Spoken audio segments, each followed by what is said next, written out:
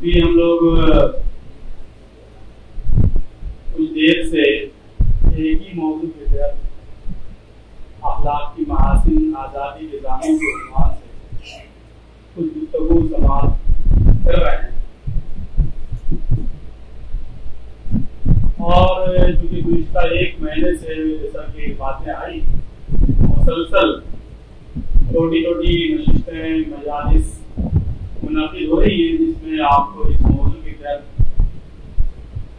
کچھ باتیں سننے کو ملی ہوں گی، اخبارات میں مضامین بھی شائع ہوئے ہیں، خاص طور پر خواتین بہنوں نے اس سلسلے میں غیر معمولی پیش رفت کی ہے۔ تو اس کی بڑی وجہ یہ ہے کہ یہ مہم حلقہ خواتین جماعت اسلامی ہند کی طرف سے منائی جا رہی ہے۔ اس کے بہار چیپٹر نے بھی پورے بہار میں خواتین کے درمیان غیر معمولی کوششیں کی ہیں، اور یہ جو اسلامی پروگرام پٹنہ شہر کے ناظرین صاحب نے رکھا، ہم ان کا مشکور بھی ہیں۔ ان کا مقصد یہ تھا کہ مرد و خواتین بلکہ مسلم غیر مسلم سب لوگ جمع ہوں۔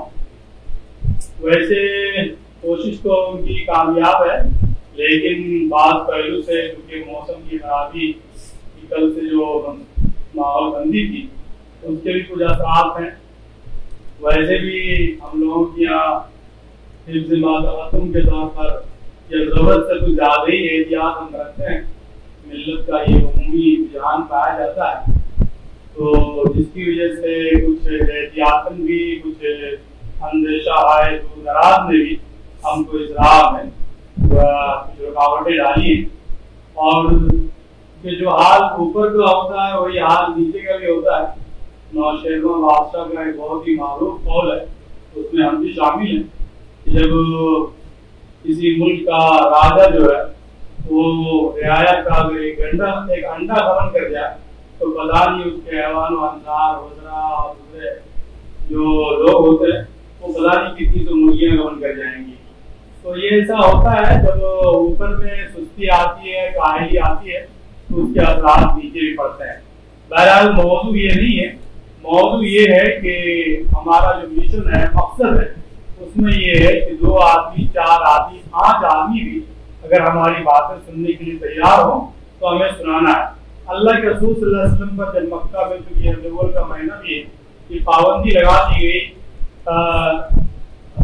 طائف سے لوٹنے کے بعد کہ آپ یہاں پر اپنی مشن کی تبلیغ نہیں کر سکتے، تبلیغ نہیں کر سکتے۔ آپ کی تو شہریت بھی چھین گئی تھی، آپ تو گیا وہاں پناہ گزی کی حیثیت سے آپ مکہ میں رہ رہے تھے، کسی کی پناہ میں رہ رہے تھے، رشتہ کی پناہ میں رہ رہے تھے۔ تو لیکن چونکہ حج کے زمانے میں، حج کے ایام میں یہ چونکہ پابندی ختم ہو جاتی تھی، پابندی اٹھا لی جاتی تھی، تو آپ صلی اللہ علیہ وسلم پر بھی اور تمام لوگوں پر پابندی اٹھا لی جاتی تھی۔ ہر آدمی کو آزاد ہوتا تھا، اپنی باتیں رکھ سکتا تھا، یہ حرمت کے مہینے ہوتے تھے۔ تو آپ صلی اللہ علیہ وسلم نے کم و بیش باہر سے آنے والے 14 گروہ کے پاس، 14 گروپس کے پاس گئے کہ وہ ہماری باتیں سنیں گے، لیکن ان میں سے صرف 16واں گروپ، اس میں سے بھی صرف 6 لوگوں نے آپ کی باتیں سنی، اور وہ 6 لوگوں کی برکت ایسی ہوئی کہ وہ جب لوٹ کے مدینہ آئے تو دوسرے سال جو ہے 12 نومبر تیار ہوئے، اور پھر تو آپ نے دیکھا کہ صورتحال کتنی تبدیل ہوئی۔ تو ہمارے لیے یہ بات یا دائی گروہ کے لیے بات کوئی مایوسی کی بات نہیں ہے کہ کتنی تعداد ہے، کتنے لوگ ہیں، سننے والے کون لوگ ہیں۔ ہم تو 6 لوگوں کی تلاش کر رہے ہیں، اگر وہ 6 لوگ بھی مل جائے ہماری بات سننے کے لیے، وہ 15 کے 15 گروپس، 15 کے 15 قافلہ، 15 کے 15 قبائل اگر ہماری بات نہ سنیں، اور 16واں قبیلہ، 16واں قافلہ، 16واں گروپ اگر ہماری بات سنیں، وہی بات جو ہے تبدیلی کے لیے، انقلاب کے لیے کافی ہے۔ تو بہرحال یہ ہے کہ یہ جو موضوع ہے، اس وقت ملک میں بے شمار مسائل ہیں، بے شمار موضوعات ہیں، ایک سے ایک موضوع ہے جس پر اگر کام کرنے کی ضرورت ہے۔ مسلمانوں کے لیے تو اور بھی بے شمار موضوعات درپیش ہے۔ اوقاف کا مسئلہ ہے، مدارس کے تحفظ کا مسئلہ ہے، مساجد کے تحفظ کا مسئلہ ہے، خود ان کی شہریت کے تحفظ کا مسئلہ ہے، مسلمانوں کے خود اپنے وجود کا مسئلہ ہے۔ یہاں پر موب لنچنگ اور دوسری بہت ساری خراب ایسی چیزیں ہیں جس سے مسلمان جو ہے جس کے چیلنج سے مسلمان فیس کر رہے ہیں جن چیلنجز کو، یہ سب بہت سارے مسائل ہیں. لیکن یہ سب مسائل کیوں پیدا ہوتے ہیں؟ ابھی اور بھی مسائل ہیں، کرپشن کا مسئلہ ہے، بدعنوانی کا مسئلہ ہے، لوٹ گھسوٹ کا مسئلہ ہے، ظلم اور زیادتی کا مسئلہ ہے. یہ سارے مسائل جو ہے وہ یقیناً میری نظر میں یہ سارے مسئلہ ہے.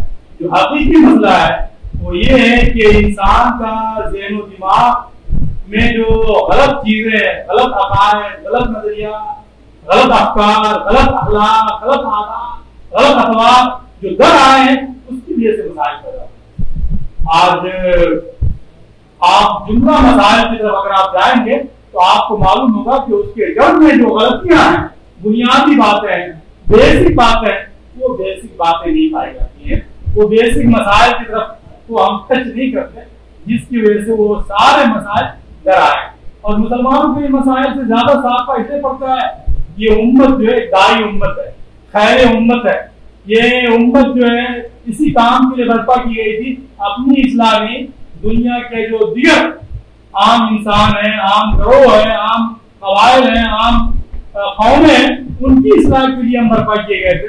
جب ان کی اصلاح ہم نے ترک کر دی، نتیجہ یہ ہوا کہ خود ہم بہت سارے مسائل سے دو چار ہو چکے ہیں.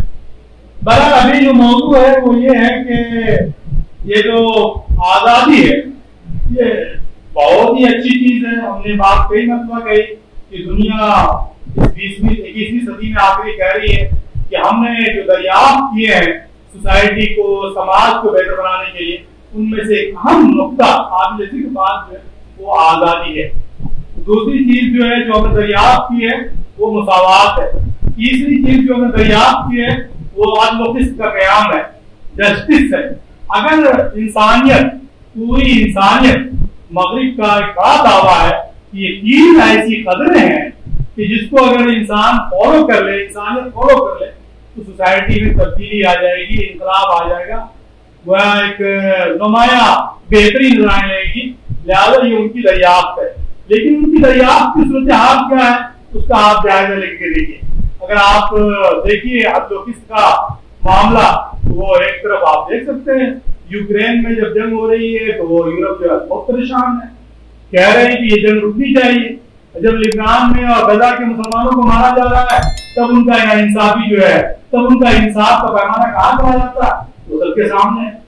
مساوات کا معاملہ یہ ہے کہ آپ دیکھیے جب دلتوں کے ساتھ، اقلیتوں کے ساتھ کوئی ظلم ہوتا ہے تو کوئی نام لینے والا بھی ہوتا ہے، اور کوئی جو ہے فارورڈ کے ساتھ کسی خاص طور پر جو برسر اقتدار لوگ ہیں ان کے ساتھ اگر ظلم ہوتا ہے، زیادتی ہوتی ہے تو سبوں کی کان کھڑے ہو جاتے ہیں. یقیناً چاہے وہ کسی پر ظلم ہو رہا ہے وہ ظلم ہے.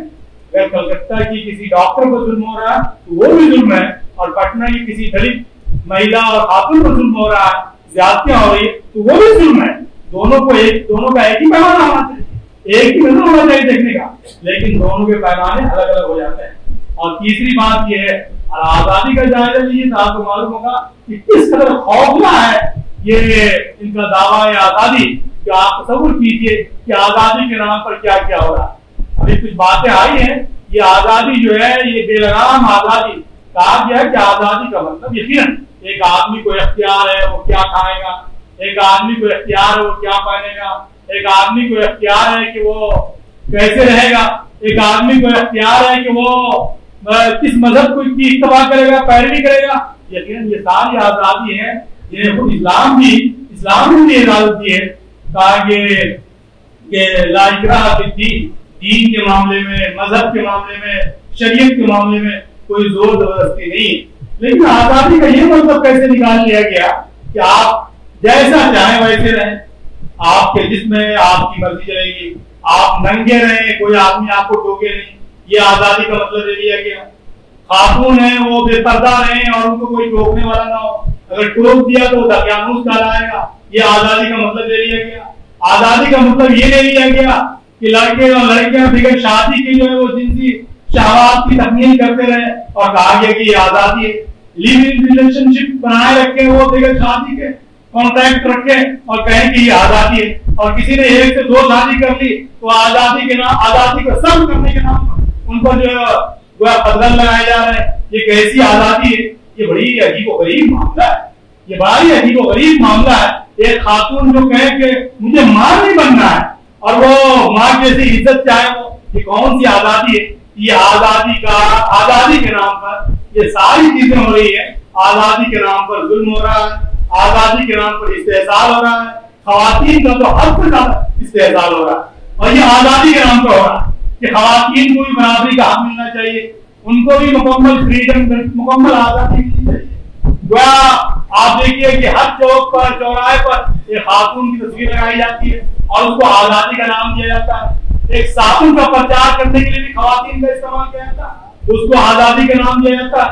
एक खातून को मुख्तलिफ, आप देखिए किसी अपार्टमेंट में चले जाइए, किसी कंपनी में चले जाइए, उसका जो मेन रिसेप्शन है, इस्तेमाल काउंटर है, वहां पर किसी खातून को बैठा दिया जाता है। वो भी उनकी पाबंदी है, इतने कपड़े पहनोगी, इससे ज्यादा कपड़े नहीं पहन सकती हो, और इसको भी आजादी का नाम दिया जाता है। ये आजादी है, इस्तेहसाल है, उसको गौर करना चाहिए, देखना चाहिए।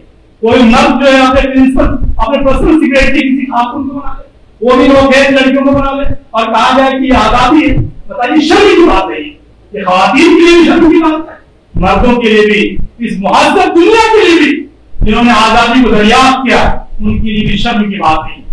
ऐसी आजादी ये खतरनाक आजादी है, ये आजादी इंसानियत को तबाह बर्बाद करने वाली आजादी है। और ये इस आजादी का दिलदादा जो है यूरोप तो पहले ही से था, और अब हमारा मुल्क भी हो रहा है, बहुत ही तेजी के साथ हमारा मुल्क विकसित चला जा रहा है। और आप देखिए, आप जो यूरोप में देख लीजिए, ये आजादी यूरोप ने बहुत ही इसको गले लगाया इस तरह की आजादी को।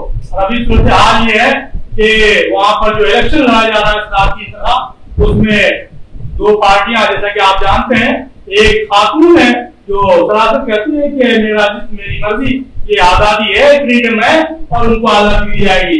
एक आदमी, दूसरा जो उम्मीदवार है वो भी सख्त है, लेकिन वो कह रहा है नहीं, मर्दों की कव्वामी कायम रहेगी, औरतों को पर्दे बनाना पड़ेगा, एक मखसूस दायरा होगा उसका, उस उनको वोट मिलना।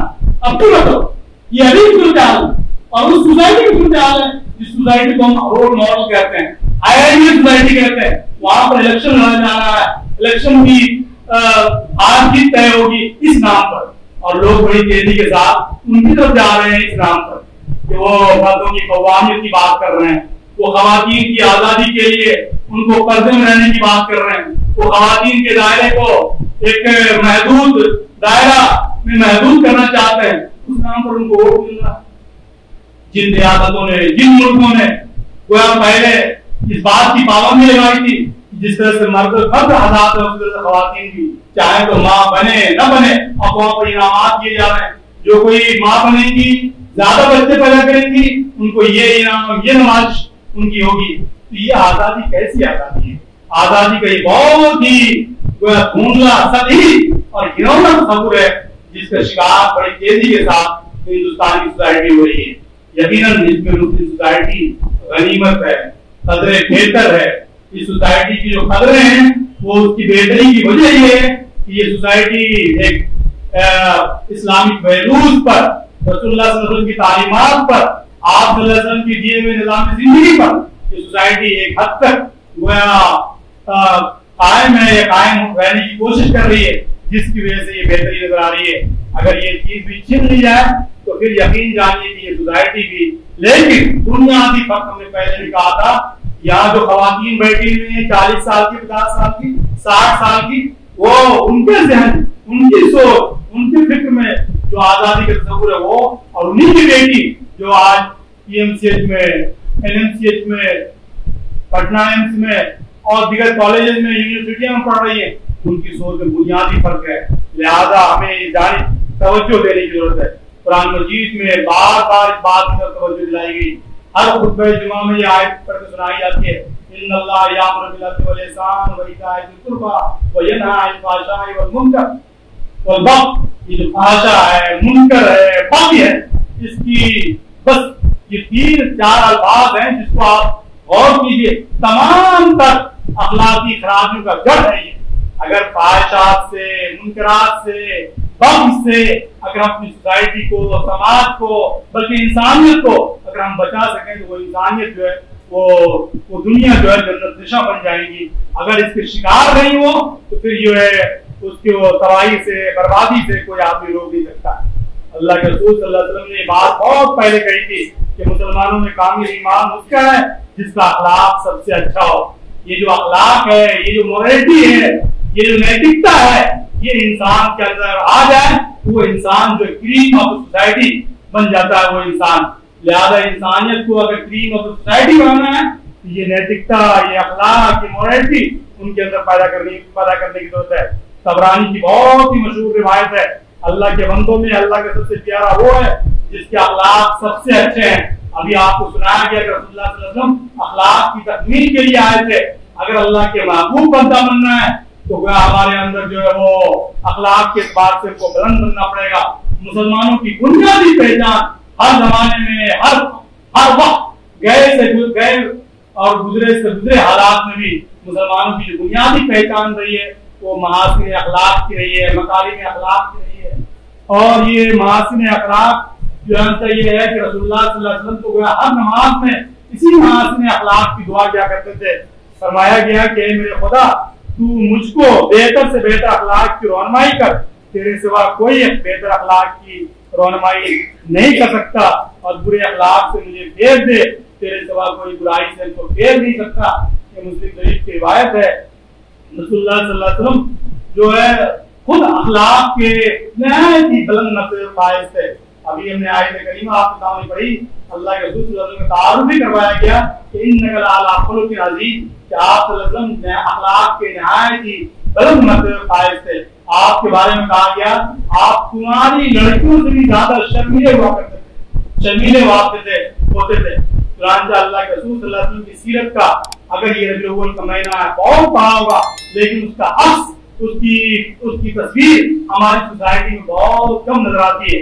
अल्लाह के रसूल सल्लल्लाहु अलैहि वसल्लम जब नबी नहीं बनाए गए थे, नबी की नबूवत का ऐलान नहीं किया गया था, बच्चे थे, बिलौम हम ये वाक़या सुनाया करते हैं। और ये मुझे लगता है कि अखलाक का न्याय की बुलंदी पर ये वाक़या जो है वाक़या है, इसको उस बुलंदी से देखना चाहिए। अल्लाह के रसूल सल्लल्लाहु अलैहि वसल्लम जब छोटे थे, बच्चे थे, खाना काबा की दीवार में पत्थर लगाई जा रही थी, बच्चे पत्थर ढो ढो के ला रहे थे, और जब बच्चों का कंधा दर्द करने लगा, दुखने लगा, उनके गार्जियन ने, बड़े लोगों ने कहा कि अपने अपने सहरन को, लौंगियों को खोल के कंधे पर रख लो।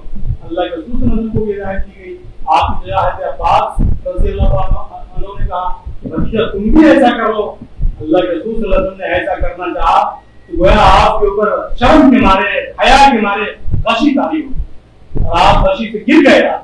तो गोया ये शर्म और हया का आप पुतला थे, नमूना थे। और आज हमारी सोसाइटी हम बात बराबर बोलते हैं। मुझे बहुत ही अफसोस होता है कि जिस नबी का हम दम करते हैं, जिस नबी से मोहब्बत का दावा हम करते हैं, इश्क का हम दावा करते हैं, हमारे बच्चों का, हमारी खवातीन का, हमारे नौजवानों का अखलाक के साथ कहीं से मेल नहीं खाता। बच्चे, नौजवान, मुस्लिम नौजवान गलियों में आप चले जाइए, खड़े होते हैं और अपने कपड़े को, अपने लुंगी को उठाते हैं और वो पेशाब कर रहे होते हैं, वहां से खवातीन गुजर रही होती है, मर्द गुजर रहे होते हैं, उन्हें कोई फर्क नहीं पड़ता। ये जो है अखलाक का ये कौन सा वो, तो आंखों में हया नहीं।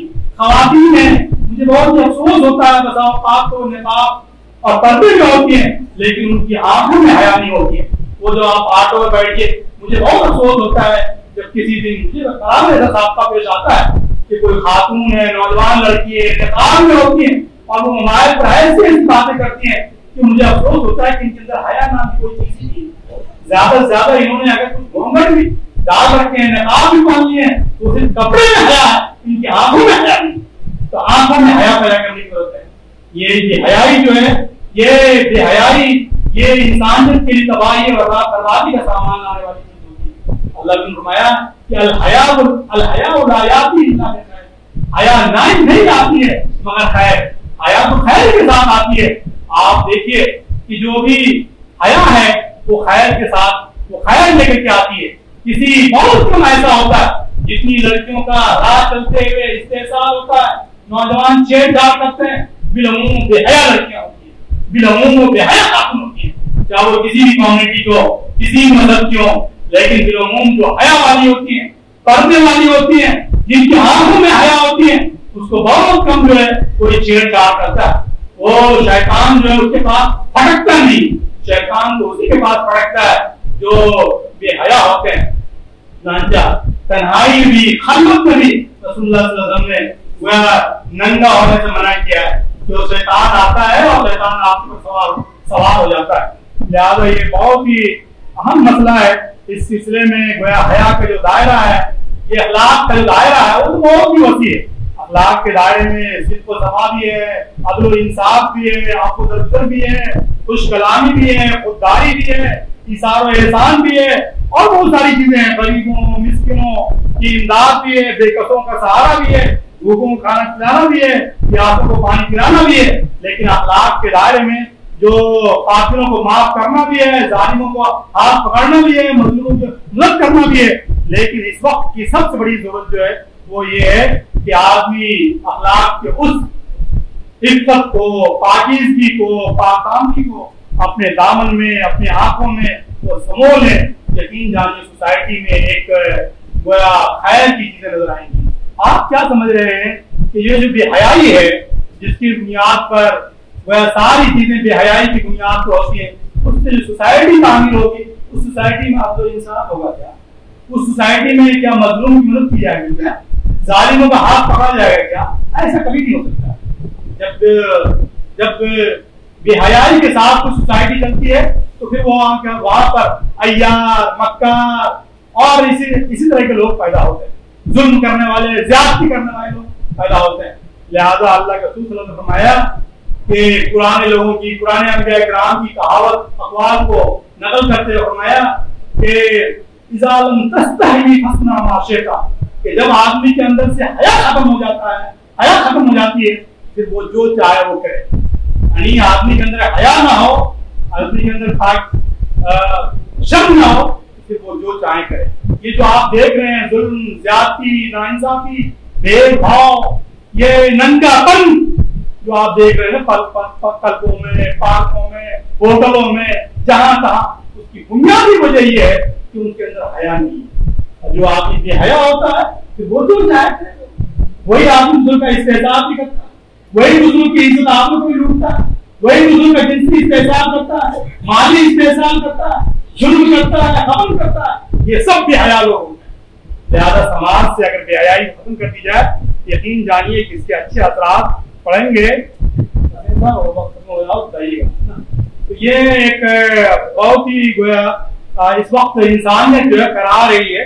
ऐसे वक्त में इंसान के अंदर हया का जज्बा पैदा करना ये हम सब लोगों की जिम्मेदारी है। रसूलुल्लाह सल्लल्लाहु अलैहि वसल्लम की पूरी जिंदगी जो है इसका अमली नमूना है। ऐसे बहुत ही मशहूर वाक़या है, ख़वातीन यहाँ बैठी हुई है, हम ये वाक़या सुनाना चाहते हैं कि जब अल्लाह के रसूल हज़रत मूसा अलैहिस्सलाम का वाक़या है, जब मदयन के सफर पे जा रहे थे, कहीं कोई पनाह की जगह नहीं, कोई ठिकाना नहीं, एक जगह साए में बैठे और अल्लाह से दुआएं कर रहे थे। वहाँ चरवाहे जो है अपने जानवरों को पानी पिला रहा था, तो देखा कि दो लड़कियां जो है वो हया के मारे अपने जानवरों को पानी नहीं पिला पा रही है।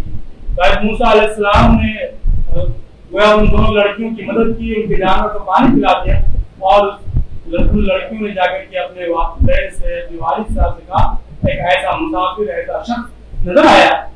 लिहाजा उनको वो कबील अमीन भी है, ताकतवर भी है, अमीन भी लगा, लिहाजा उनको अपने यहाँ नौकर रखना चाहिए। तो गुनाचा वालिद साहब ने उन्हीं लड़कियों में से एक लड़की को भेजा, जो कुरान ने अल्फाज नकल किया है कि वो शर्माती हुई आई। वो तो गया उस वक्त में शर्म आया, पर्दा क्या था नहीं था मुझे नहीं मालूम, लेकिन वो शर्माती हुई आई, उनकी आंखों में हया लेकर के आई वो, और वो शर्माते हुए उस मुसाफिर से कहा, और फिर आपने उनकी बरकत को देखा कि गोया उनमें से एक लड़की की शादी तो गया वक्त के नबी से हो गई। तो क्या ये हया जो है ये हर सोसाइटी, हर समाज के लिए खैर लाने वाली चीज होती है। लिहाजा ये फर्श गोई भी इस्लाम में ममनू है। गालम गलोज, बेहयाई की बातें करना ये तो बहुत ही ममनू है। एक मतलब अल्लाह के रसूल सल्लल्लाहु अलैहि वसल्लम ने मर्दों के दरमियान खुतबा दिया और उनसे पूछा कि तुम में से जो मियां बीवी के दरमियान खलवत में मिलता है, क्या वो बातें किसी को बयान करता है? तो किसी ने नहीं बताया। एक खातून से खातून की तरफ मुखातब हुए, कहा कि क्या ऐसा है क्या? تو خاتون میں سے ایک نے کہا کہ شرمانے کی کیا بات ہے رسول اللہ صلی اللہ علیہ وسلم، یہ مرد بھی یہ کام کرتے ہیں اور عورتیں بھی یہ کام کرتی ہیں. تو آپ صلی اللہ علیہ وسلم نے تبصرہ فرمایا ایسے شخص کی مثال اس چڑیل کی ہے جو گلی میں ایک شیطان سے ملی اور اس نے اس سے مباشرت کی، حالانکہ لوگ اس کو دیکھ رہے تھے. یہ ابو داؤد کی روایت ہے. گویا بے شرمی کی باتیں کرنا تھی، یہ بھی گویا زنا کے زمرے میں آتا ہے. گویا شیطان کو دعوت دینے والی باتیں. وہ چڑیل جو ہے کہا گیا کہ وہ چڑیل کے مانند ہے جو گلی میں ایک شیطان سے ملی. یہ بہت ہی خطرناک بات ہے. لہذا اس طرح کی باتیں، بے حیائی کی باتیں کرنے سے بھی اسلام میں منع کیا گیا ہو تو پھر آپ سوچ سکتے ہیں کہ یہ کیسے ہو سکتا ہے. جہاں شرم و حیا کے طویل کی باتیں کرنا ایک طرح سے ناگزیر ہوتا ہے، قرآن وہاں پر منع نہیں کرتا. کوئی مسئلہ پوچھنا ہو، کوئی شرعی بات ہو، قرآن اجازت دیتا ہے کہ آدمی اس بات کو وہ کرے. ورنہ قرآن تو بے شرمی کی بات، اس طرح کی باتوں کے لیے بھی اشارے اور کنایے کا الفاظ استعمال کرتا ہے. قرآن کہتا ہے میاں بیوی کے درمیان جو ملاقاتیں ہوتی ہیں اس کو لفظ سے چھونے سے تعبیر کرتا ہے. ایسا کوئی لفظ استعمال کرتا ہے جس لفظ کے اندر خود حیا. تو ہمارے یہاں ایسی باتیں آپ جانتے ہیں نا، کہتا ہے کہ ہم لوگوں کے یہاں قضاء حاجت کے لیے جو لفظ استعمال کیا جاتا ہے وہ کھانے کا لفظ ہوتا ہے. پائے کے معنی ہوتا ہے پیچھے اور کھانے کا معنی ہوتا ہے گھر. پیچھے کا گھر، یہ راست کو الفاظ بھی نہیں استعمال کرتے. تو اتنا گویا اسلام میں گویا ان سب چیزوں کا احتیاط کیا جاتا ہے. لہذا بے حیائی کرنا یہ تو اور بھی خراب بات ہے. لہذا اس طرح کی چیزوں سے بچنا چاہیے، گریز کرنا چاہیے.